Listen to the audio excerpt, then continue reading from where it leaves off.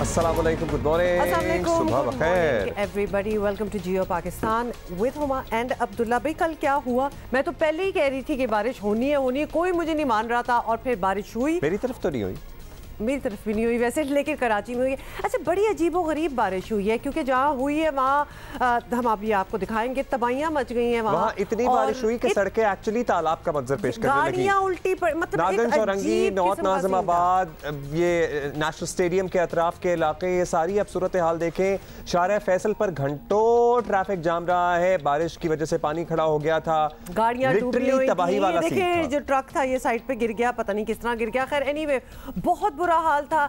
We were being updated on social media because सच बताएं तो जहां हम बैठे हुए थे वहां लिटरली एक फुहार पड़ी है और बस, एंड दैट्स इट। और हमारे चंद ही किलोमीटर के फासले पे जो दोस्त रहते हैं उनकी तरफ से स्टेटस आ रहे थे कि ऐसा लग रहा है कि आज कराची डूब जाएगा। तो ये बड़ा ही अजीबो गरीब किस्म का माहौल था। And just to prove to you, specially अगर आप कराची में नहीं हैं तो हम आपको दिखाना चाहते हैं कि बिल्कुल there was like a big divide कि कहाँ बारिश थी कहाँ नहीं थी। इसमें हम जरा डिटेल में इस पे बात जरूर करेंगे बिकॉज लगता ये है कि आज भी फोरकास्ट है बारिश का, तो दोपहर के वक्त एट सम पॉइंट। अच्छा जी, एक खबर जिसको बैनुल-अक़वामी मीडिया भी और मकामी मीडिया भी बहुत हाईलाइट कर रहा है, और भारत से आपको पता है इंतहा पसंदाना इक़दामात और वाक़यात रिपोर्ट होते ही रहते हैं। और ताज़ा वाक़या रिपोर्ट हुआ है आसाम में, जहां एक मुसलमान शख्स की लाश के ऊपर एक फोटोग्राफर कूद रहा है। फोटोग्राफर है जो कि मकामी इंतजामिया ने हायर किया था सूरत हाल का जायजा लेने के लिए। ये देखें, कूद रहा है वो शख्स एक लाश के ऊपर, जिसकी वीडियो वायरल हो गई है। और इंसानी हकूक की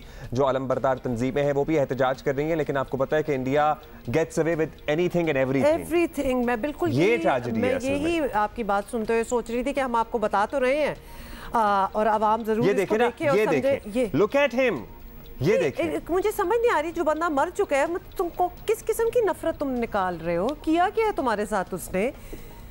और वो एक हार्मलेस, अब उसको वैसे ही एक बंदे को, एक निहत्थे बंदे को कोई 20 लोग चढ़ के उसको मार चुके हैं, फिर उसके ऊपर उसकी लाश पे जंपे मार। तजावुजात के खिलाफ ऑपरेशन हो रहा था मकामी इंतजामिया की मदद से। एक फोटोग्राफर जो इंतजामिया ने हायर किया हुआ था। आप नफरत का आलम देखिए। हाँ। और वहाँ पे जो मुख्तलिफ लोग हैं वो यही लिख रहे हैं कि ऐसा लगता है कि माशरा खून का प्यासा हो गया है। एक शख्स जिसकी जान जा चुकी है और सेक्टेरियन डिवाइड इतना ज़्यादा है, रिलीजियस डिवाइड इतना ज़्यादा है कि उसकी लाश को भी नहीं बख्शा जा रहा।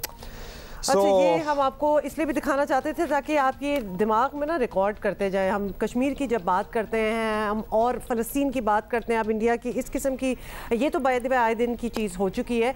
तो और दुनिया किस तरह खामोश है इस पे। Now this needs to be, असल बात तो ये है कि कहीं और हो रहा हो तो सारे बोलना स्टार्ट हो जाए और पहुँच जाए उस जगह पर, लेकिन नहीं, इंडिया को पता नहीं किस तरह छुट्टी मिल जाती है। अच्छा, वज़ीर आज़म ने बड़ी अच्छी बात है, महंगाई का नोटिस लिया है, लेकिन जब वज़ीर आज़म के वज़रा और पर्टिकुलरली चंद एक वज़ीर जब आकर मीडिया पे ये कहते हैं ना कि आप लोग, यानी कि हम लोग महंगाई का रोना रोते हैं और 600 प्रोग्राम करते हैं, सर हम तो करेंगे क्योंकि हम तक आवाम की आवाज़ पहुँचती है। आई वंडर कि आप लोग शायद आवाम से डिस्कनेक्टेड हैं, आप तक नहीं पहुँचती। इस वक्त लोगों की चीखें निकल रही हैं। आप बिजली के बिल उठा के देख लें, आप ग्रॉसरी देख लें, आप घी की कीमत में ही कल एक किलो में कितना इजाफा हुआ है वो देख लें, बच्चों की स्कूल की फीसें देख लें, पढ़ाई वैसे ही नहीं होती। आपको पता है ये ऑनलाइन सिस्टम सारा वो सारा जो चल रहा है, कुछ गुजारा करना नामुश्किल नहीं, नामुमकिन हो चुका है एक नॉर्मल आदमी के लिए। और फिर अगर हम यहाँ बैठ के रिपोर्ट भी ना करें तो मतलब क्यों ना करें? और फिर जब वज़ीरों की ये गुफ्तगू सुने कि जरा हमारी आमदनी भी तो बढ़ी हो उस हिसाब से। सर आमदनी कुछ तबके की बढ़ी होगी, चले मान लेते हैं कि एक मेजर परसेंटेज की बढ़ी होगी, लेकिन खर्चे उससे ज्यादा बढ़ गए तो फर्क कोई नहीं पड़ा और फायदा कोई नहीं हुआ। अच्छा जी, सबसे पहले तो मेरा ख्याल है कि बाकी सारी बातें हो जाएंगी और आपने भी सही बात की, लेकिन let's talk about Karachi rain, क्योंकि ये कल वाली बात अगर ख़त्म हो गई होती तो हो गई होती। आज भी फोरकास्ट है। आपको फिर से बताएं कि कराची में गुज़िश्ता रोज़ होने वाली तेज़ बारिश से आवाम को शहर के मुख्तलिफ इलाकों में अर्बन फ्लडिंग का सामना करना पड़ा। और ये मुख्तलिफ इलाके हम बार बार कह रहे हैं बिकॉज कुछ बिल्कुल खुश थे और कुछ डूबे पड़े थे। सबसे ज़्यादा बारिश सरजानी टाउन में 70 मिलीमीटर रिकॉर्ड की गई। सड़कों पर लगे कूड़े के ढेर जो थे, टूटी फूटी सड़कें और सीवरेज के नाकिस निज़ाम के बायस शहरियों पर मैं कहती हूँ कि मुश्किलात बिल्कुल शाहराहों पर, बल्कि जो रोड्स थी, हाईवेज थी, उनमें बिल्कुल पानी जमा हुआ था। तस्वीरें भी हम आपको साथ साथ दिखा रहे हैं ताकि आपको समझ आ जाए। नागिन चुरंगी पर गाड़ियाँ और मोटरसाइकिलें बंद हो गई, लोग बिल्कुल स्टक हो गए और दफ्तर जो थे, दफातर से घर जाने वाले शहरी ट्रैफिक जैम में फंसे रहे। बिजली की बंदिश ने भी मुश्किल से घर पहुँचने वाले अवाम को खूब सताया। बिकॉज अब आप सोचेंगे जब आप पहुँच भी जाएँ तो घर में क्या हालात है। और इस वक्त बाय द वे ये भी आपको बता दें, बेशक सड़कें जो हैं वो पानी तो उतर चुका है, लेकिन सड़कों पर जगह जगह कचरा बिखरा हुआ है, क्योंकि सफाइयाँ भी आपको पता है कि बड़ी सफाइयाँ जैसी होती हैं। वैसे हमें पता ही है बाज़ इलाकों में, बाज़ अजला में तो हो जाती हैं, बाज़ अजला में बिल्कुल ही कोई हाल नहीं है। लेकिन अब कूड़ा उठाने के लिए भी इजाफी टैक्स वसूल करने की तैयारियां हैं, वो तजवीज़ भी सामने आ गई है। पता है टेंशन क्या है यहाँ पे? इजाफी टैक्स भी इतनी ज़्यादा रकम नहीं है, वो भी लोग दे दें, शायद दे दें, लेकिन तब भी अगर यकीन ना हो कि ये पैसे देने के बाद भी कूड़ा उठ जाएगा तो टेंशन है। अब इतनी किसी की क्रेडिबिलिटी खराब हो गई हो कि जनाब पैसे भी दे देंगे और फिर भी कूड़ा नहीं उठेगा, तो फिर लोग चीखे मारेंगे और शोर मचाएंगे। ये आप गलत कह रहे हैं, क्योंकि कूड़ा जब उठ जाता है ना तो उसकी एक और फिर 2 किलोमीटर आगे जाके उसकी एक और डंपिंग साइट बना देते हैं, एक पूरा एक। अच्छा जी, सुलेमान सादत खान हमें गार्डन से ज्वाइन कर रहे हैं। सुलेमान बताइएगा, बड़े दावे थे, नया एडमिनिस्ट्रेटर साहब भी हैं और ट्विटर पे काफ़ी एक्टिव होते हैं, काफ़ी देख रहे होते हैं, हम उन्हें वो जगह जगह का दौरा कर रहे होते हैं। कल ओवरऑल जिन जिन इलाकों में ज़्यादा बारिश हुई, सूरत हाल क्या रही? मैनेजेबल था सब कुछ? क्योंकि बारिश होती है तो सर्टनली पानी आता है, इससे कोई इनकार नहीं कर रहा, या फिर केओस था? जी अब्दुल्ला, बहुत बहुत शुक्रिया। मैं आपको बताऊं कि कल जो बारिश हुई, शहर के बेशतर इलाकों में बारिश का पानी खड़ा रहा अहम शाहराहों पर। बिलखुसूस ज़िला वस्ती के अंदर सूरत हाल जो है वो अनकंट्रोलेबल और अनमैनेजेबल थी। और इसकी एक साइंस है अब्दुल्ला, अगर मैं आपको बताऊं कि जो कराची है उसके अंदर 38 बड़े नाले हैं और 500 के लगभग छोटे नाले हैं। जो छोटे नाले हैं वो डिस्ट्रिक्ट म्यूनिसिपल कॉरपोरेशंस की जिम्मेदारी है, और जो बड़े बरसाती नाले हैं 38 वो KMC की जिम्मेदारी है। और उसमें जो 3 बड़े नाले हैं, औरंगी, गुज्जर और महमूदाबाद नाला, उसको वफाक साफ़ कर रही है। लेकिन ये जो नालों की सफाई है, बड़े नालों की सफाई तो हो जाती है, लेकिन जो छोटे नाले हैं उसमें जो हमारा सीवरेज का निज़ाम है वो उसमें मर्ज हो गया है। और ये तो एडमिनिस्ट्रेटर मुर्तज़ा वहाब हैं, लेकिन इससे माजी में जितने भी एडमिनिस्ट्रेटर या नाज़मीन रहे हैं उस वक्त भी सूरत हाल कुछ मुख्तलिफ नहीं होती थी। 50 मिलीमीटर से ज़ायद जब बारिश होती है तो ये शहर और इसका इंफ्रास्ट्रक्चर वो बर्दाश्त ही नहीं कर सकता, क्योंकि इस शहर का इंफ्रास्ट्रक्चर इस कदर तबाह कर दिया जा चुका है। यहाँ पर जो सीवरेज की नाइलें हैं वो 50-60 साल पुरानी हैं, और इस पर हमारी MD वाटर बोर्ड और दीगर लोकल गवर्नमेंट की इंतज़ामिया हैं, उनसे भी बात होती है। जितने बड़े बरसाती नाले हैं उन तमाम पर कब्ज़ा है, किसी पर 5%, किसी पर 70%, किसी पर 60%, लेकिन कब्ज़ा है। जो छोटे नाले हैं उनमें तमाम पर कब्ज़ा है, किसी पर कम, किसी पर ज़्यादा। तो बरसाती नाले जिनका बेसिक काम यह है कि जब बारिशें होती हैं तो उसमें वो पानी बहता है और वो नदियों में जाता है और फिर समंदर बुर्द हो जाता है। उन नालों में आप हमेशा देखेंगे पानी मौजूद होता है, लेकिन दीगर तरक्की याफ्ता ममालिक में जो वाटर या स्टॉर्म वाटर ड्रेन्स होती हैं वो खाली रहती हैं और सिर्फ बरसात में उनमें पानी होता है। लेकिन यहाँ पर सीवरेज का पानी साला साल उसमें जा रहा होता है, और यही वजह है कि एडमिनिस्ट्रेटर मुर्तज़ा वहाब नहीं, कोई भी ऐसा शख्स आ जाए जो कि ये दावा करे तो उसका दावा तब तक ठीक नहीं हो सकता जब तक कि ये सीवरेज का निज़ाम स्टॉर्म वाटर ड्रेन से ना निकाल दिया जाए और नालों का सिर्फ काम यह ना रह जाए, और साथ साथ जो कि इंतज़ामिया हैं वो भी काम में गफलत ना बरतें, और जो नालों की सफाई के लिए 1 अरब रुपए के लगभग अब तो ये ठीक हो भी सकेगा, ये इस काबिल भी है कि ठीक किया जा सके कि नहीं किया जा सके, ये भी अब क्योंकि एक लेमैन भी हो ना, जैसे हमें नहीं पता ये चीजें किस तरह बनती हैं, लेकिन एटलीस्ट ये पता है कि अब ये बहुत अंदर से खोद के सारी चीजें ठीक करनी पड़ेंगी, पाइपें, ड्रेन्स, ये सब कुछ बदलेगा तो कुछ ऊपर बेहतरी आएगी। लेकिन सरफेस लेवल पे सफाइयाँ हो जाती हैं और थोड़ा सा ठोका ठाकी करके दिखा दिया जाता है कि जी अब मामला ठीक है, लेकिन नीचे से चीज़ें गली हुई हैं। ओके, सो सुलेमान अब बताइएगा कि बल्कि आगे भी हम अभी क्या सूरत हाल है बाय द वे शहर की? अभी सब कुछ क्लियर हो गया है, और ये कूड़ा उठाने के लिए आपको पता है नए टैक्स की बात भी हो रही है, तजवीज़ भी दी जा रही है। टेंशन, लेकिन मुझे तो पर्टिकुलरली ये टेंशन है कि चले टैक्स भी दे देंगे लोग, वो कूड़ा उठ जाए अगर, लेकिन कूड़ा उठे ये कौन यकीनी बनाएगा?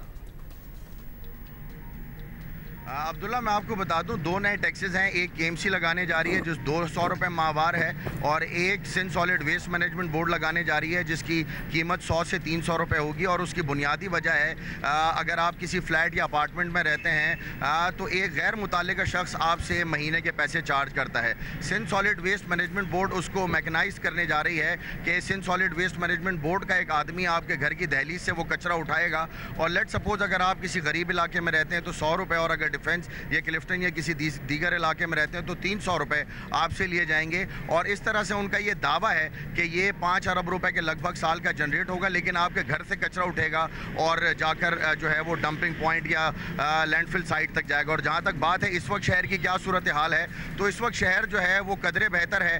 कहीं कहीं थोड़ा बहुत पानी ज़रूर है, लेकिन रात गए तक जो है हमने देखा कि शहर को दोबारा मोटरेबल बनाया गया, लेकिन ये कोई परमानेंट सोल्यूशन नहीं है, क्योंकि इस तमाम तर सूरत हाल के जिम्मेदार डिस्ट्रिक्ट म्यूनिसिपल कॉरपोरेशन है, क्योंकि छोटे नाले साफ़ नहीं होते। और होता यही है कि छोटे नाले जो कि गली मोहल्लों में हैं वो उबल पड़ते हैं, और उसके बाद ये सूरत हाल और ये क्योस की सिचुएशन होती है, और फिर जो है वो ये शहरियों को इस तमाम तर सूरत हाल का सामना करना पड़ता है, क्योंकि करोड़ों रुपए का बजट है, लेकिन वो बजट उस तरह से यूटिलाइज नहीं होता।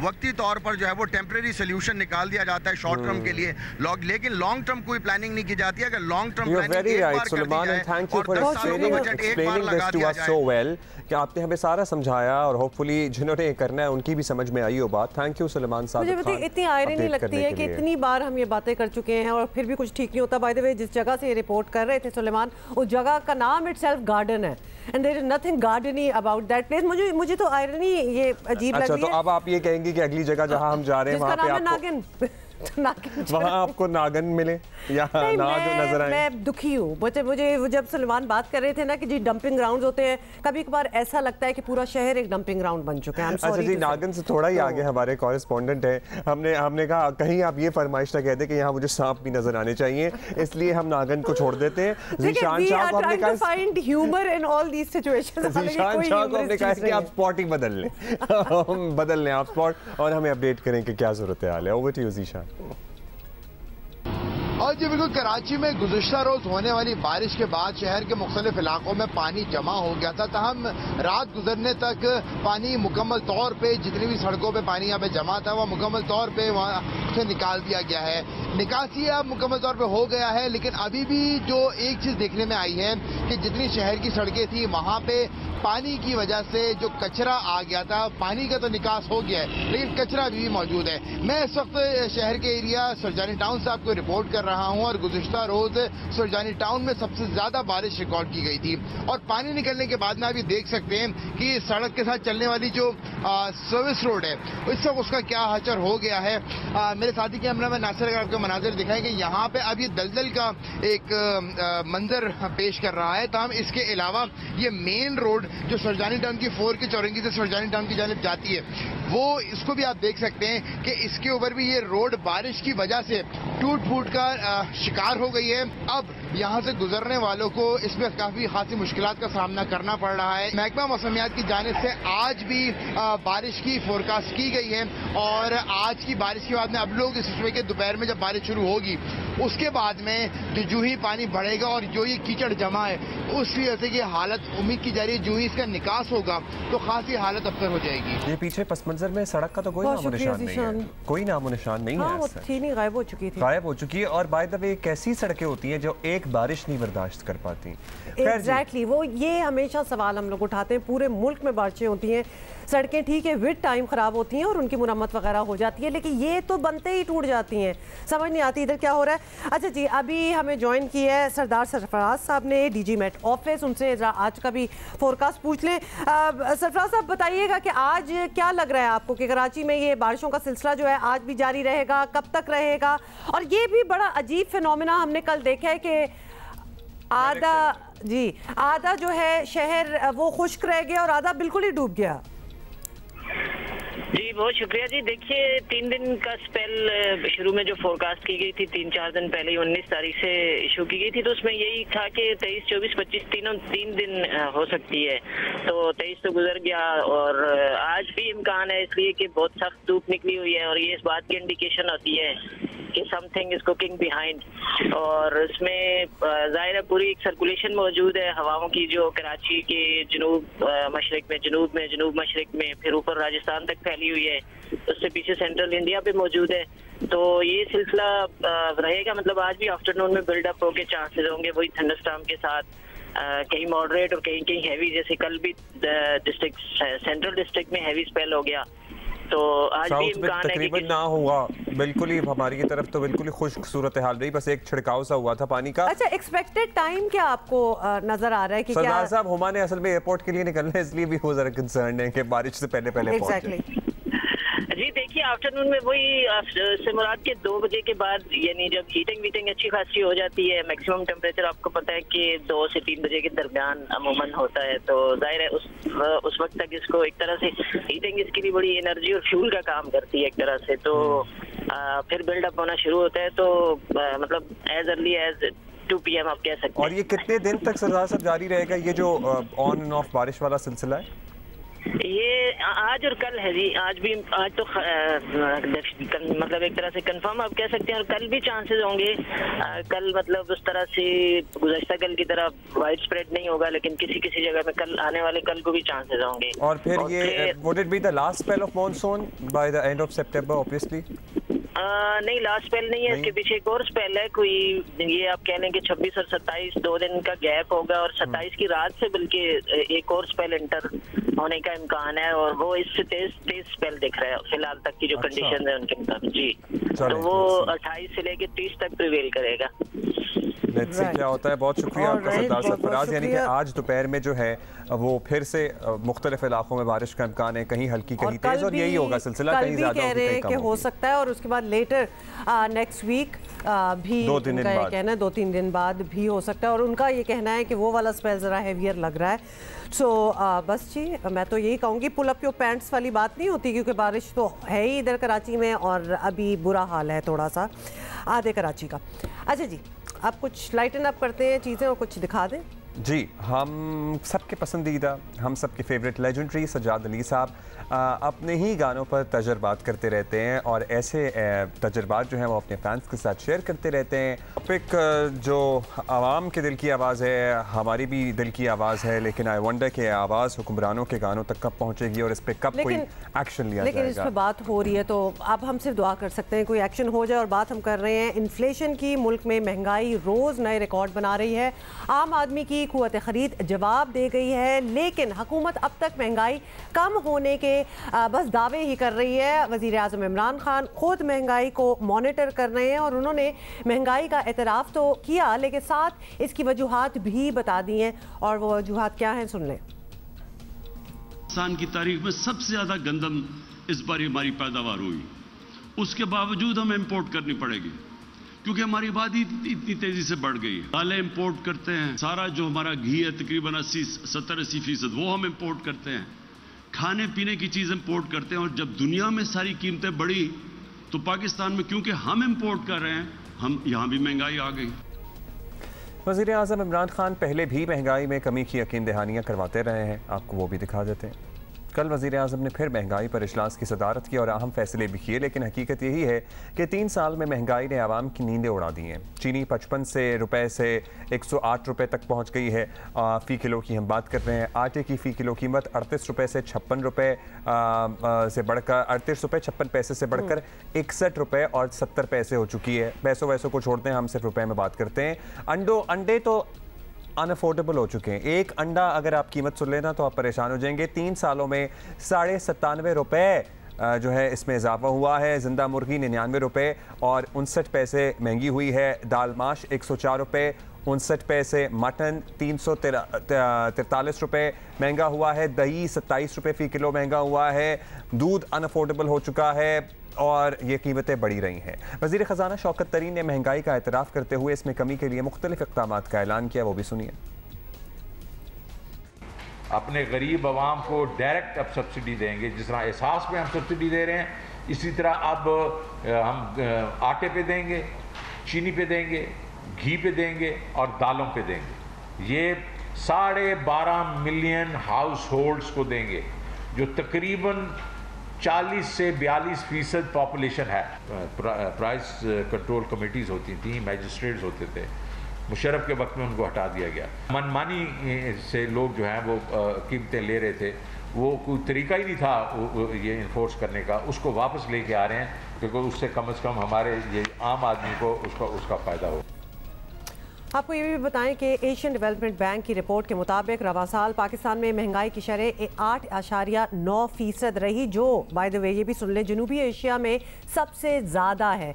हुकूमत की जानिब से मीटिंग दर मीटिंग का फ़ायदा अब तक तो नज़र नहीं आया। वज़ीर आज़म को कुछ ना कुछ तो करना होगा, ऐसा ना हो कुव्वत ख़रीद के साथ साथ आवाम की बर्दाश्त भी जवाब दे जाए। जो कि बात कर रहे थे हुमा, ऐसे ही हो रहा है, आवाम की बर्दाश्त अब जवाब दे गई है। 180 रुपये फ़ी दर्जन से कम अंडे नहीं मिलते, 200 रुपये भी मिलते हैं, अगर आप ज़रा फैंसी पैकिंग में लें तो उससे भी ज़्यादा महंगे मिलते हैं। और 180 रुपये के हिसाब से लगाऊं तो 15 रुपये का एक अंडा पड़ता है। 120 रुपये फ़ी लीटर दूध मिल रहा है। अगर किसी घर में 2 बच्चे भी हैं ना तो उनको एटलीस्ट 2 लीटर दूध तो चाय, नाश्ते और बच्चों के लिए चाहिए, एटलीस्ट 2 लीटर दूध। सो 240 रुपये रोज़ाना के हिसाब से लगा लें कि महीने में कितने का दूध पड़ जाएगा। अभी हम लगा के दिखाते हैं आपको, 240 into 30 जी 7,500 रुपये का तो सिर्फ दूध पड़ जाएगा। सो कैसे एक आम सोच ही लें, मतलब अगर बार बार इन्फ्लेशन और इसकी बात होती है, महंगाई की बात होती है, तो फिर सामने आपके इसके अलावा इंसान और सोच भी क्या सकता है। इसी पे ज़रा हम बात करेंगे। हमें ज्वाइन किया तहरीक इंसाफ के रहनुमा सदाकत अली अब्बासी साहब ने। अब्बासी साहब, अब लग रहा है कि हुकूमत को समझ आ रही है कि महंगाई कितना बड़ा मसला है और इसका सियासी नुकसान किस कदर हो सकता है। एक्चुअली प्रॉब्लम तो यही है कि सियासी नुकसान भी अब लगता है हो ही जाएगा, तो इसीलिए वज़ीर आज़म इजलास बुला रहे हैं। शायद क्या ये पता चला है कि किसकी गफलत से महंगाई आउट ऑफ कंट्रोल हुई है, क्योंकि ये आउट ऑफ कंट्रोल सिचुएशन पे है, या फिर सब इतना महंगा करना खुद एक टारगेट था? कुछ समझाएं हमें।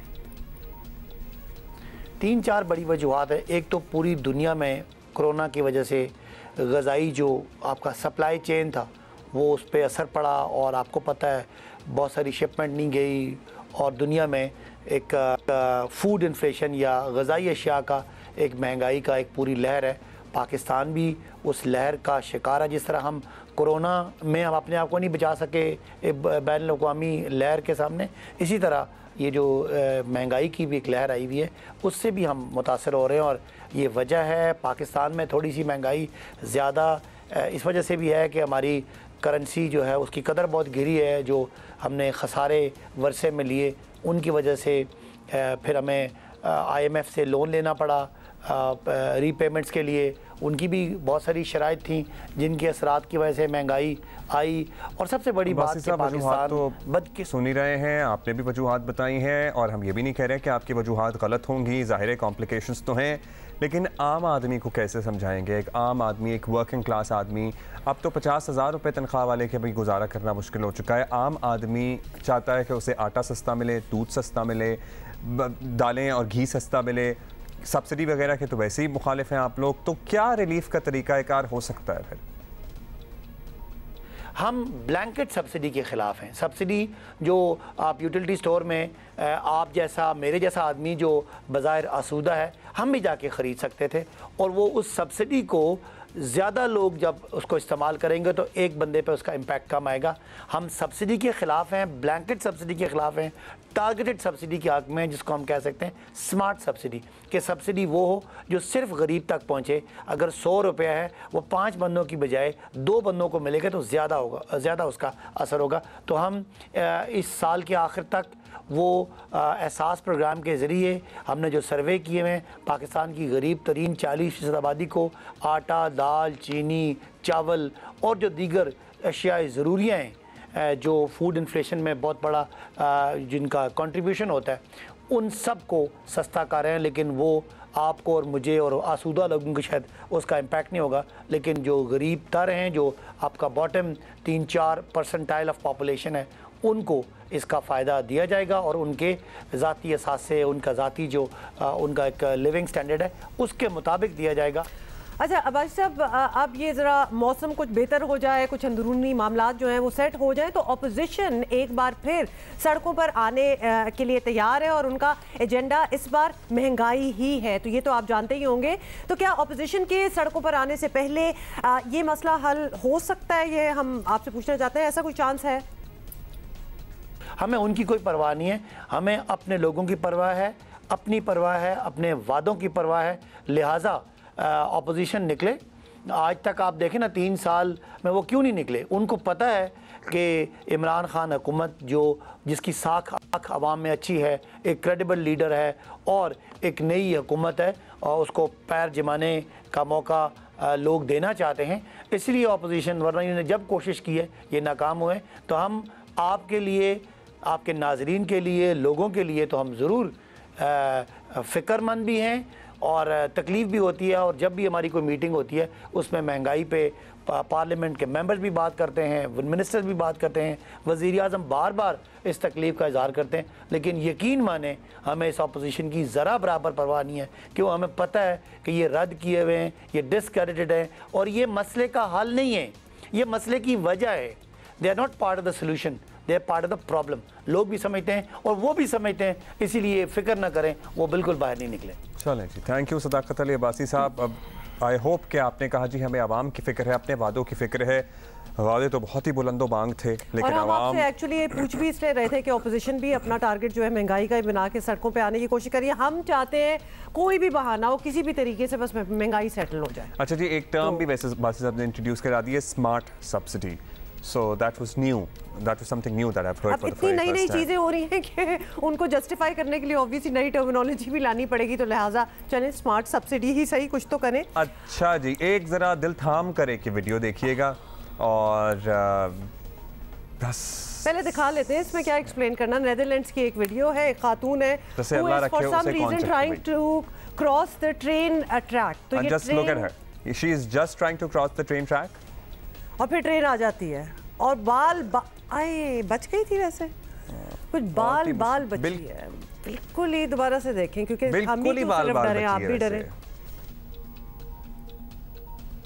एक और इशू जो कि कल भी हमने आपको बताया था ना कि कराची रजिस्ट्री के सामने, सुप्रीम कोर्ट कराची रजिस्ट्री के सामने स्टूडेंट्स ने प्रोटेस्ट किया है। एमडी कैट उन्होंने कहा जी एक ही दिन लिया जाए। इससे पहले भी मल्टीपल इश्यूज, स्टूडेंट्स का कहना है कि जी एल्गोरिथम के इश्यूज हैं, उनके जो पेपर्स हैं उसमें नंबर्स अल्टीमेटली एक्यूमुलेट नहीं किए जा रहे हैं, करेक्ट आंसर्स। पूरा यही बता देते हैं आपको कि मेडिकल एंट्री टेस्ट के लिए कंप्यूटराइज्ड टेस्टिंग का तनाज़ा जो है वो हल होकर नहीं दे रहा और स्टूडेंट्स एंट्री टेस्ट दोबारा लेने का मुतालबा कर रहे हैं। साथ ही उनका ये भी कहना है कि पहले की तरह एंट्री टेस्ट एक ही दिन होने चाहिए। पाकिस्तान मेडिकल कमीशन के दरमियान मुज़ाकरात बेनतीजा रहने पर एहतजाजन स्टूडेंट्स ने इस्लामाबाद में पीएमसी के सामने धरना दे दिया और पीएमसी की वेबसाइट हैक होने से भी लाखों स्टूडेंट्स का डेटा जो है वो चोरी होने का खदशा है। ये मुझे समझ नहीं आ रही, आजकल ये डेटा चोरी होने का बहुत जगहों से खदशा है, तो आप क्यों नहीं वो सारे सिक्योरिटी ब्लॉक्स लगा रहे। ये भी आपको बताएं कि कराची प्रेस क्लब और सुप्रीम कोर्ट कराची रजिस्ट्री के बाहर भी स्टूडेंट्स ने एहतजाज किया। कोयटा में भी तलबा का एहतजाज जारी है और तलबा ने चीफ जस्टिस से सो मोटो नोटिस लेने की अपील भी की है। मुल्क भर में एक ही दिन के बजाय मुख्तलिफ तारीखों पर टेस्ट लेने के खिलाफ लाहौर हाई कोर्ट भी पाकिस्तान मेडिकल कमीशन को नोटिस जारी कर चुकी है। तो ये कुछ अपडेट्स हैं। उसके अलावा नेशनल लाइसेंसिंग एग्जाम NLE इम्तिहान के खिलाफ भी मेडिकल तलबा सड़कों पर हैं। वो तो मेडिकल तलबा क्या, तलबा भी, डॉक्टर्स भी सड़कों पर हैं। सो लेट्स सी क्या होता है। Secretary general Pakistan medical association doctor Qaiser Sajjad हमारे साथ मौजूद हैं, इनका भी ज़रा मौक़िफ़ लेते हैं। डॉक्टर साहब, PMC के मुताबिक जो टेस्ट हो रहे हैं, तलबा की बड़ी तादाद उनसे खुश नज़र नहीं आती। हमने इस पर बाकायदा एक सेगमेंट भी किया, the head with the doctor himself, वो ज़रा मुतमईन थे। पाकिस्तान मेडिकल एसोसिएशन के भी रिजर्वेशंस थे। आप लोगों को क्या एतराज़ात हैं बुनियादी तौर पर? और आप तो ज़ाहिर सीनियर डॉक्टर्स पर मुश्तमिल एक बॉडी है, आप लोगों ने डिस्कस किया था PMC से अपने रिजर्वेशंस को? सबसे बड़ा जो एक उनको एतराज़ है वो ये है कि जो उनको पढ़ाया जाता है वो एग्ज़ाम नहीं लिया जाता है। चारों सूबों में कोई एक यूनिफॉर्म एजुकेशन नहीं है। इंटर के लेवल पे अगर बात की जाए तो वो सूबा सिंध की एक अलग सिलेबस है, पंजाब की एक अलग है, बलूचिस्तान की कुछ मुख्तलिफ है, इसी तरह से KPK की भी मुख्तलिफ है। तो ये जो एग्ज़ाम हो रहा है इसमें कुछ तहफ़्फ़ुज़ात हैं स्टूडेंट्स को कि किसी को पेपर बहुत आसान मिलता है और किसी को बहुत सख्त मिलता है। तो मेजॉरिटी लड़के जिनको कि सिलेबस पंजाब वाला मिल रहा है वो उमूमन फेल हो जाते हैं और यही वजह है कि वो एहतजाज कर रहे हैं। दूसरा हमारा ये एक पॉइंट है, हम एतराज़ करते हैं कि आप एक महीने तक एंट्री टेस्ट ले रहे हैं एक डिफरेंट जगहों पे और उसमें के बाद फिर आप एक महीने के बाद वो ऐलान करेंगे जिसमें ये बहुत सारे तहफ़्फ़ुज़ात हैं लोगों को कि जी सवाल कहीं पे अच्छे आ रहे हैं, कहीं पे गलत आ रहे हैं, कभी नेट का इशू आ रहा है, कहीं पे लोगों को इंटरनेट फैसिलिटीज़ प्रॉपर नहीं मिल रही हैं। हमारा पॉइंट ये है कि आप क्यों नहीं एक दिन पूरे पाकिस्तान में एक ही दिन एंट्री टेस्ट लें जो कि तमाम स्टूडेंट्स जो हैं जो कि मेडिकल कॉलेज में एडमिशन लेना चाहते हैं वो उसमें अपीयर हों और उसी एग्ज़ाम के बाद फिर आप फौरी तौर पे उसकी अनाउंसमेंट करें और फिर एडमिशन का प्रोसीजर शुरू करें। तो ये हमारे मुश्किल हो सकता है, ये बड़ा मुश्किल भी है। एग्जैक्टली ये बड़ा मुश्किल है और ऐसा होना नहीं चाहिए। मतलब एक दिन में सारे टेस्ट होने से वैसे क्या फ़र्क पड़ जाएगा। I am just trying to say जिनके आउट ऑफ सिलेबस जिनको लग रहा है कि जी हमने तो ये पढ़ा ही नहीं हुआ, वो उनको तो उस वक्त भी नहीं आएगा ना वो जवाब देना। तो you have to be prepared for it. खैर ये ज़रूर बताइएगा, ये तो चलें तमाम इशूज़ हो गए और PMC से अपना मौक़िफ़ भी इस पर दे चुकी हैं सारे इशूज़ पे, फिर भी तहफ़्फ़ुज़ात दूर नहीं हो रहे। तो आपके पास कोई आइडियाज़ हैं, कोई हल के इस तरह आगे जाया जा सकता है?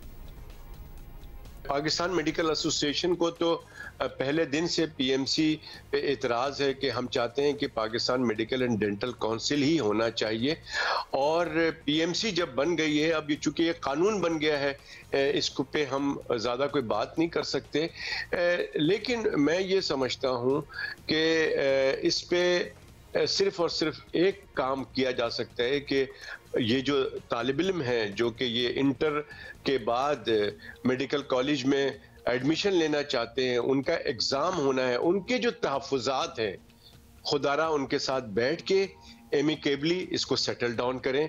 ये तालिब इल्म हमारे पाकिस्तान के तालिब इल्म हैं, ये कहीं और से नहीं आए हैं कि आप उनके साथ कोई बात नहीं कर रहे या उनके साथ बैठ के इस मामले को हल नहीं कर रहे। आप इनके साथ बैठे। पाकिस्तान मेडिकल एसोसिएशन ये समझती है कि PMC इनके जो स्टूडेंट्स के जो लोग करते धरते हैं, जो लोग इनके रिप्रेजेंटेटिव हैं, उनके साथ बैठें और कोई ना कोई हल निकालें जो उनको भी मंजूर हो और आप भी जैसा चाहते हैं वैसा हो जाए। तो ये हमारा एक मशवरा है और हम चाहते हैं कि अगर PMC ने और स्टूडेंट्स ने पाकिस्तान मेडिकल एसोसिएशन के किसी रिप्रेजेंटेटिव की इसमें शमूलियत की ख्वाहिश की तो PMA भी इसमें बिल्कुल हिस्सेदार बनने को तैयार होगी। ठीक है, बहुत शुक्रिया आपको doctor Qaiser Sajjad. Pakistan medical association का मौक़िफ़ दे रहे थे। मेडिकल एसोसिएशन को भी वही तहफ़्फ़ुज़ात हैं जो मोरल स्टूडेंट्स को है। वैसे एक बात ज़रूर है कि these students should be heard out. पहली दफ़ा है कि हमने इतना ज़्यादा प्रोटेस्ट देखा है मेडिकल एंट्रेंस का। So there something which is going wrong. आप हरफन मौला भी नहीं हो सकते, सब कुछ परफेक्ट भी नहीं हो सकता। There are issues which need to be addressed. तो उनको you have to basically find a way to sit with them. At the same time, जब change आता है तो उसकी resistance आती है, लेकिन you have to carve up way out. और फिर एक कुछ शुरू में तो कुछ टीदिंग इश्यूज होते हैं लेकिन उनको एड्रेस करना होता है ना। पहले इनके तहफ़्फ़ुज़ात दूर करें। चले अगर कोई 10 तहफ़्फ़ुज़ात हैं तो कुछ 6 तो इनके लिए अकोमोडेट कर लें तो 4 वो खुद ही मान जाएंगे। बट अच्छा जी, जल्दी से अभी हम आपको बता दें, न्यूजीलैंड के दौरे पाकिस्तान मनसूख होने के बाद कौमी स्टार्स ने नेशनल T20 कप में अपनी शानदार परफॉर्मेंस से रंग जमाया हुआ है और शायकीन से भरपूर दाद समेटी। खिलाड़ियों की परफॉर्मेंस से नजर आ रहा है कि T20 वर्ल्ड कप के लिए जनाब तैयारियां हमारी पूरी हैं इंशाल्लाह। और नेशनल T20 कप के पहले दिन नॉर्दर्न ने बलोचिस्तान को 6 विकेटों से और मैच विनिंग इनिंग खेलने पर Haider Ali man of the match के हकदार थे। आपने शायराना विनिंग इनिंग हो गई। अच्छा जी, दूसरे मैच में खैबर पख्तूनख्वा ने सेंट्रल पंजाब के खिलाफ 36 रन से कामयाबी हासिल की और मैच के हीरो खैबर पख्तूनख्वा के कप्तान मोहम्मद रिजवान रहे जिन्होंने 65 रन की जबरदस्त किस्म की कोई इनिंग्स खेली। अच्छा, मेरे लिए एक और भी टर्म है इसके लिए, क्या दिलकश इनिंग्स खेली। मैं आगे कुछ नहीं बता रही, सॉरी। मतलब ये 2 मैचेस होंगे बाद में आज भी। और अब्दुल्ला पता नहीं क्या उनको मुकाबला नॉर्दर्न से होगा। दूसरे मैच में सेंट्रल पंजाब बलोचिस्तान मध्य मुकाबले होंगे।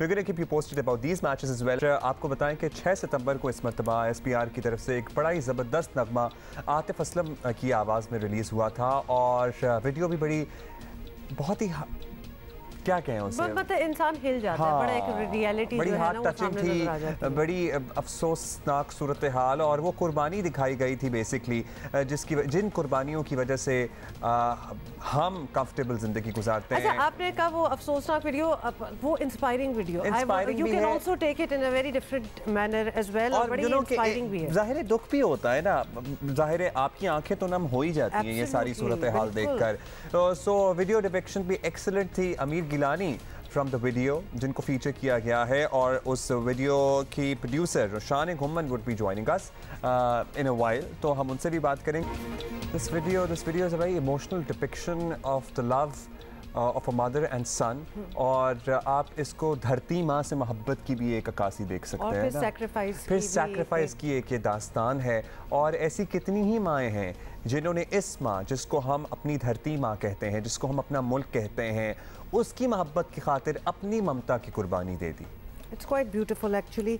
हम आपको दिखाएंगे भी और इस पे बात भी करेंगे थोड़ी ही देर में, लेकिन सबसे पहले हमारी एक और टॉप स्टोरी है जिस पे हम बात करना चाहते हैं, क्योंकि ये ज़रा गर्दिश भी हो रही है और हमें समझ नहीं आ रही कि बड़ी सिंपल सी बात होनी चाहिए, लेकिन ये मसला हल नहीं होके दे रहा। वज़ीर आज़म इमरान खान को गैर मुल्की मेज़बानों और मेहमानों ने किन तोहफ़ से नवाजा, वज़ीर आज़म ने इन तोहफ़ का क्या किया, तोशा खाने में असल तोहफे की कितनी फ़ीसद रकम जमा कराई, वज़ीर आज़म इमरान खान कुछ बताने को तैयार नहीं। और ये जस्ट इमेजिन ये चीजें आप रिप्लेस कर दें और सोचेंगे क्या हो रहा है, आपको पता भी ना हो कि एक्चुअली आया क्या था और अब वहाँ क्या पड़ा है, मतलब बहुत कंफ्यूजन है। और यही तहरीके इंसाफ अगर ऑपोजिशन में होती और फिर हुकूमत के साथ जो होता, पूरी दुनिया देखती। आपको ये भी बताएं कि रियासत मदीना की मिसालें देने वाले वज़ीर आज़म इमरान खान आज इस बुनियादी से मामले में भी राजदारी से काम ले रहे हैं। और हमने काफ़ी बार ये सोचा भी है कि why don't you give the information और आप अगले को बिल्कुल चुप करवा दें।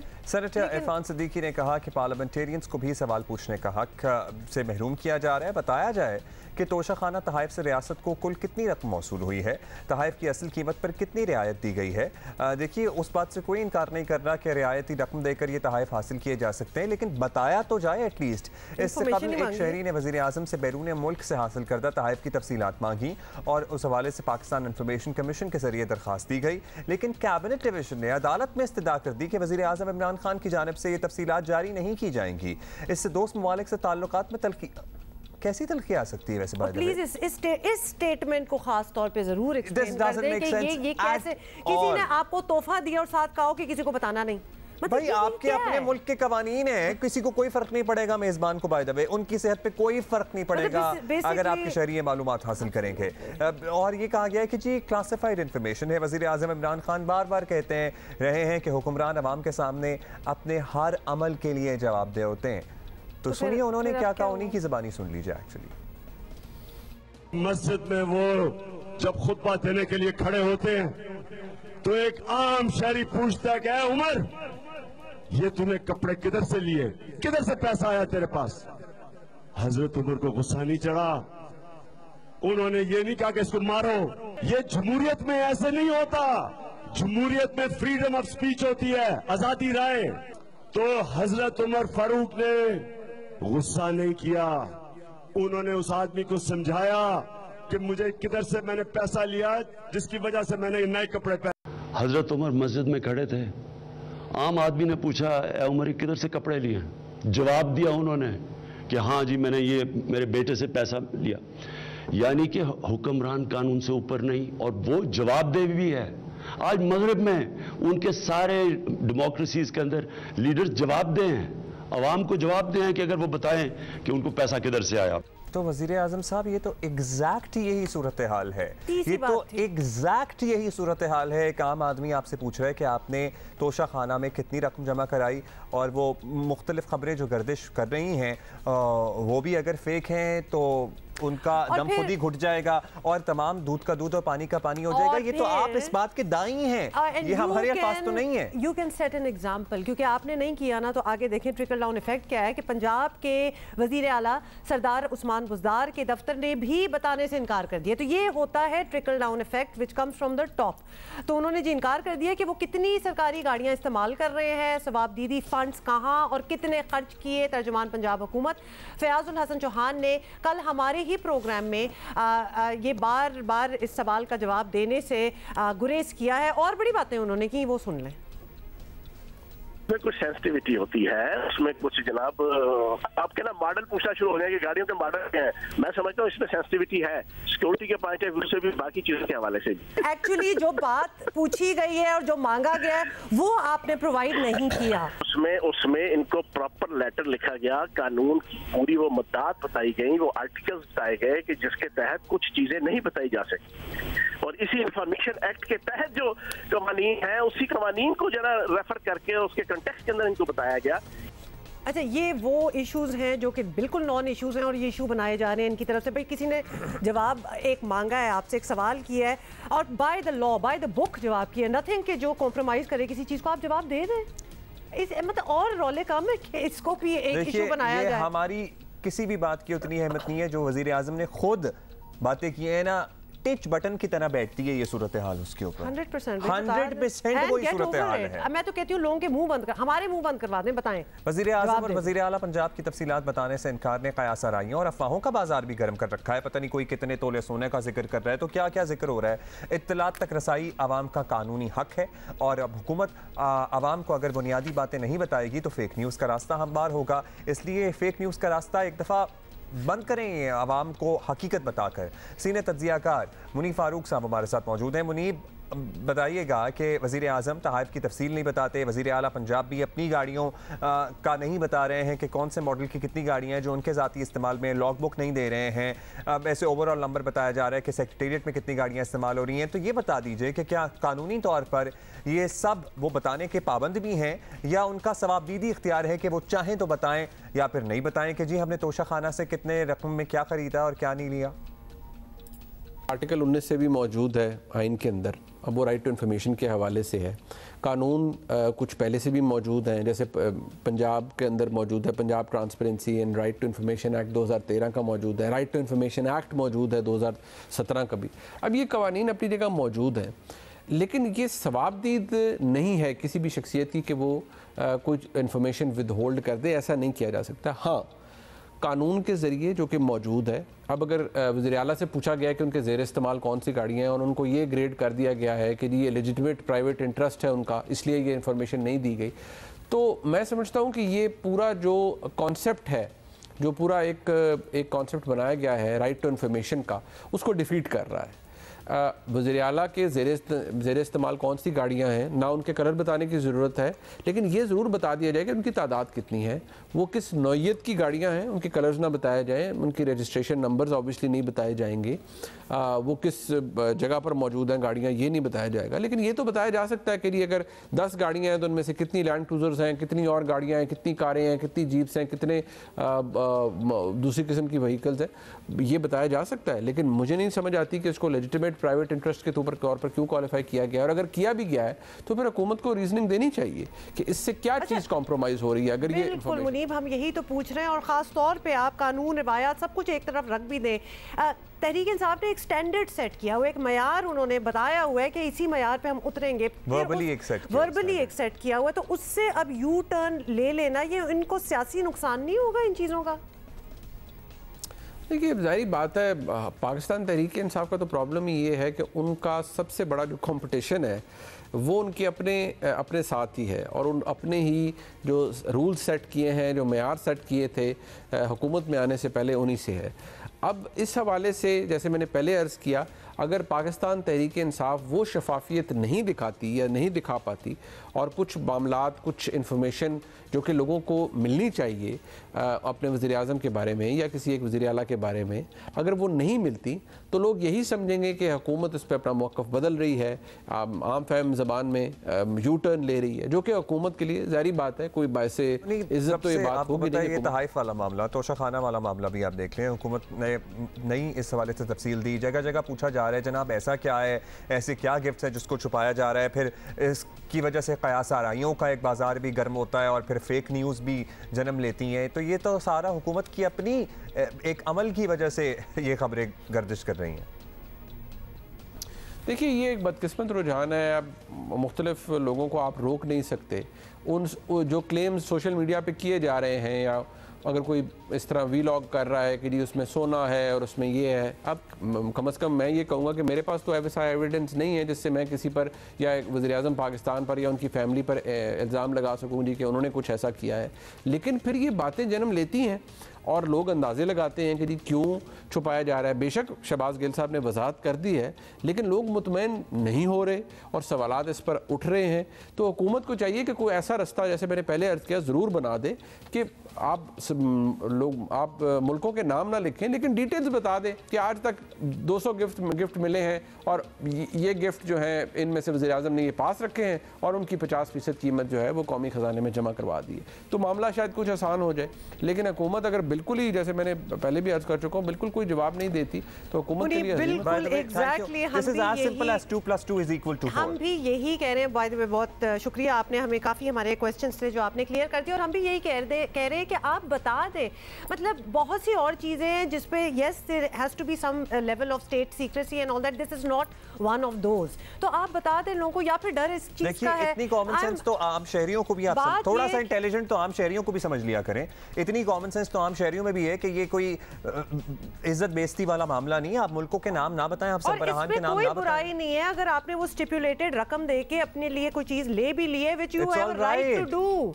लेकिन शायद आप ये नहीं बताना चाहते कि मुझे अच्छी लगी चीज, मैंने मतलब whatever the reason might be, क्योंकि हम यही सोचेंगे। आपने अगर ले लिए तो आप ले लें, आप 100 दफा लें, आप एक छोड़ सारी चीजें ले लें, आप बता दें आपने क्या लिया। सकते हैं भाई, क्यों ना ले, लेकिन बताएं तो। You have the right to it. एक बात जो हम रोज करते हैं आज फिर से करेंगे और आपको याद दिलाते रहेंगे कि 20th लक्स स्टाइल अवार्ड्स का होने वाला है इनेकाद बहुत जल्द, और पाकिस्तानी टैलेंट की खिदमात को ट्रिब्यूट पेश करने का ये सबसे बड़ा प्लेटफॉर्म है और पाकिस्तान के मोतबर तरीन अवार्ड्स अब ये बन चुके हैं। 8 कैटेगरी ऐसी हैं जिसमें आप अपनी पसंद से अपने फेवरेट स्टार्स को जिता सकते हैं। So you just have to go to www.luxstyle.pk and there you are. Vote now. अच्छा जी, एवोकाडो के हलवे की बात कर लेते हैं। यस, ऐसे नहीं, एवोकाडो का हलवा। अच्छा, a lot of people know exactly who we are imitating, लेकिन खबर आपको पहले बता दें कि वज़ीर आज़म इमरान खान मुल्क की मईशत की बेहतरी के लिए अपने नित नए और दिलचस्प आइडियाज़ जो है उनसे रोज़ कौम को आगाह करते रहते हैं, और इस बार उनका एक और नया आइडिया। इमरान खान आवाम को मुर्गी, कट्टे और भैंस पालने के मशवरे जो हैं वो भी दे चुके हैं, और बेरी का शहद, कैसे हम बेरी का शहद भी पैदा करने के लिए बेरी का दरख्त लगाने का भी कह चुके हैं। और अब ज़राअत के शोबे को ऊपर ले जाने के लिए वज़ीर आज़म को एक और आइडिया आया है। वो है अब चाहते हैं कि पाकिस्तान में ज़्यादा से ज़्यादा एवोकाडोस जो हैं वो उगाए जाएं। और वैसे आइडिया बहुत अच्छा है क्योंकि एवोकाडोस बड़ी ज़बरदस्त चीज़ है, एक्सपेंसिव एज़ वेल। सुने उन्होंने क्या कहा। फिर और बड़े कैश क्रॉप्स हैं, मसलन एवोकाडो है। अब एवोकाडो सारी सब्जियों का बादशाह समझा जाता है, सबसे ज़्यादा विटामिन है इसमें। हमारा मुल्क बेहतरीन मुल्क है एवोकाडो उगाने पे। मैंने अपने घर में उगाए, एक्सपेरिमेंट किया, ज़बरदस्त उगते हैं। तो दुकान में पता चला एक एवोकाडो 700 रुपए का बिकता है। This is a good idea, क्योंकि ये है ज़बरदस्त। वैसे मैं भी ट्राई करूंगा, मगर मेरा 200 कनाल का घर नहीं है, गमले में उग सकते हो, उग जाए। नहीं, वो दरख्त था, कोई पौधा नहीं था एवोकाडो का। अच्छा खैर, एनीवे, तो इससे पहले भी आपको बता दें कि वज़ीर आज़म जैतून और पाम की पैदावार बढ़ाने की तजवीज़ भी दे चुके हैं और माशी फ़वाइद भी गिनवाते रहे हैं, which is also not such a bad idea actually. ये भी देखें, जैतून है ये, इससे फ़ॉरेन एक्सचेंज आ सकता है। जिस पैमाने पे हम यहाँ जैतून के दरख्त लगाने जा रहे हैं, तो बजाय पाकिस्तान इस वक्त अपना कीमती डॉलर्स अपने खर्च करे बाहर से एडिबल ऑयल्स इंपोर्ट करने के लिए, अगर हम कामयाबी से ये पूरी तरह जो अब हमारा प्लान है सारे पाकिस्तान उस इलाके में जिधर जैतून लग सकता है। इसी पे बात करते हैं ज़रा मुआवन ख़ुसूसी बराए ग़ज़ाई तहफ़्फ़ुज़ जमशेद इकबाल चीमा साहब हमारे साथ मौजूद हैं। एक्चुअली हम ये डिटर्मिन करने की कोशिश करेंगे कि क्या एवोकाडो पाकिस्तान में टेरेन में कहाँ उग सकता है, नहीं उग सकता है, because the idea is good, it's not bad. The idea is good. और एक्चुअली वज़ीर आज़म ने तो कहा हम मतलब अपनी कैपेसिटी में जिन्होंने ये खाया हुआ है डिफरेंट फॉर्म्स में, हम सोचते हैं कि why don't we have it in Pakistan. अच्छा जी, बताइएगा चीमा साहब, वज़ीर आज़म ज़राअत के शोबे की परफॉर्मेंस से बहुत ही मुतमईन है और आइडिया है अब कि एवोकाडोज़ उगाए जाएँ, तो बताइएगा क्या इस हवाले से कोई वर्किंग है या अभी बस वज़ीर आज़म ने आइडिया फ्लोट किया है? हम पूरी कोशिश कर रहे हैं और हमारा प्लान है, हमने बड़े इसमें बिलियंस ऑफ रुपीस खर्च किए हैं। हम GPU डेवलप कर रहे हैं, नर्सरियाँ डेवलप कर रहे हैं, हम ये सारी चीज़ें लोकल प्रोड्यूस करने जा रहे हैं। फिर हम मंगवाते हैं, आप कह लें सोयाबीन 1.1 बिलियन डॉलर का मंगवाते हैं, वो हम लोकल प्रोड्यूस करने जा रहे हैं। वज़ीर-ए-आज़म पाकिस्तान इसका इफ्तिताह करने आ रहे हैं। इस साल हमने जो तकरीबन 3000 एकड़ पर सोयाबीन लगाया है, बड़ा सक्सेसफुल हुआ है। हमने इसकी वेराइटियाँ डेवलप कर ली हैं। अगले साल हम कोई 1 लाख एकड़ से ज़्यादा लगाएंगे और उससे अगले साल हम 1 मिलियन एकड़ से ज़्यादा लगाने जा रहे हैं। 1 मिलियन एकड़ या 1.5 मिलियन एकड़ पे जिस तरह हम पहुँच के हमारी लोकल ज़रूरत पूरी हो जाएगी। बेसिक जो आइडिया है वो ये है कि हम लोकल जो ज़रूरियात हैं वो मतलब इम्पोर्ट को सब्सिट्यूट करें, वो चाय में हो, वो नट्स में हो, वो फ्रूट्स में हो, वो सोयाबीन में हो, एडिबल ऑयल में हो, दालों में हो या किसी बड़ी चीज़ में हो। लिहाजा फूड, फीड एंड फाइबर तीनों को पूरा करने का जो वज़ीर-ए-आज़म का मंशूर है अपने इलेक्शन का या अपने अवाम को दुनिया के बराबर खुराक देने का, उसको पूरा करने का के लिए वज़ीर-ए-आज़म पुरअमन है। लिहाजा जब उस तरफ बात चली है, उसमें लिए उस तरफ बात चली है या हम उस हिसाब से ग्रो करना शुरू हैं तो वज़ीर-ए-आज़म पाकिस्तान क्वाइट सेटिस्फाइड हैं।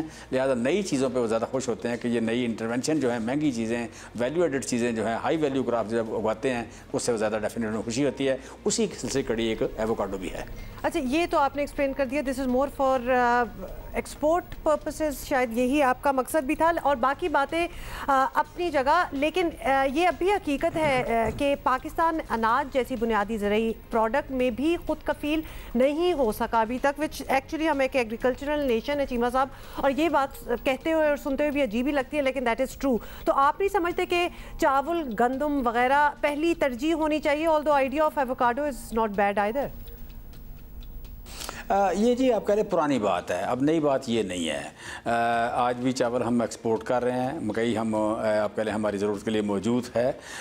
गंदम हमने अपनी ज़रूरत के लिए, गंदम के 2 हैं, देखें हमारे पास कोई 225 मिलियन लोग हैं, 2 डाटा है इसके। हम जब बात करते हैं अपनी तो 108 किलो गंदम हम खाते हैं, और जब हम जो हमारे यहाँ से थोड़ी सी स्मगल हो जाती है, अफगानिस्तान चली जाती है, उसे देखते हैं तो टोटल कुछ 215 आप कह लें 115 किलो पर कैपिटा।